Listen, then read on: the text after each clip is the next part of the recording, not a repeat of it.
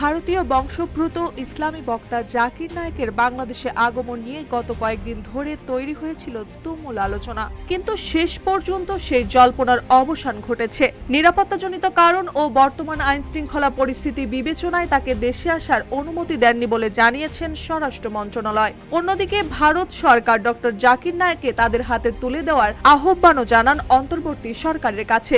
এসব কিছু বিবেচনায় সরকারের সিদ্ধান্ত নিয়ে চলছে বেশ আলোচনা। আগামী 28-29 নভেম্বর 2 দিনের সফরে ঢাকায় আসার কথা ছিল এই ইসলামিক স্কলারের। শুধু রাজধানীতে নয়, ঢাকার বাইরেও কয়েকটি স্থানে ধর্মীয় অনুষ্ঠান করার পরিকল্পনা ছিল তার। তবে শেষ মুহূর্তে সব পরিকল্পনা ভেস্তে গেল মন্ত্রণালয়ের সিদ্ধান্তে।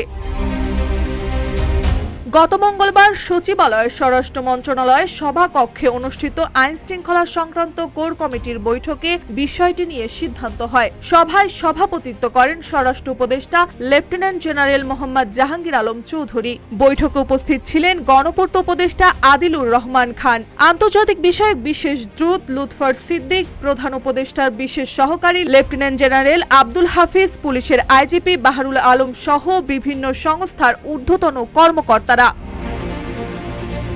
মন্ত্রণালয় সূত্র জানিয়েছে, জাকির নায়েকের আগমন ঘিরে বিপুল জনসমাগমের আশঙ্কা ছিল। এ ধরনের জনসমাগম নিয়ন্ত্রণে বিপুল পরিমাণ আইনশৃঙ্খলা বাহিনীর সদস্য মোতায়েনের প্রয়োজন পড়ত, কিন্তু বর্তমানে নির্বাচনমুখী সময় হওয়ায় এত বড় নিরাপত্তা ব্যবস্থা নেওয়া সম্ভব নয়। তাছাড়া জাকির নায়েকের অতীত বিতর্কিত বক্তব্য ও আন্তর্জাতিক পর্যায়ে তার অবস্থান বিবেচনায় বিষয়টি সংবেদনশীল হয়ে উঠতে পারে বলেও মনে করছেন সরকার। আর এই সব দিক বিবেচনা করেই আপাতত তার সফর অনুমোদন না দেওয়ার সিদ্ধান্ত নেয় স্বরাষ্ট্র মন্ত্রণালয়।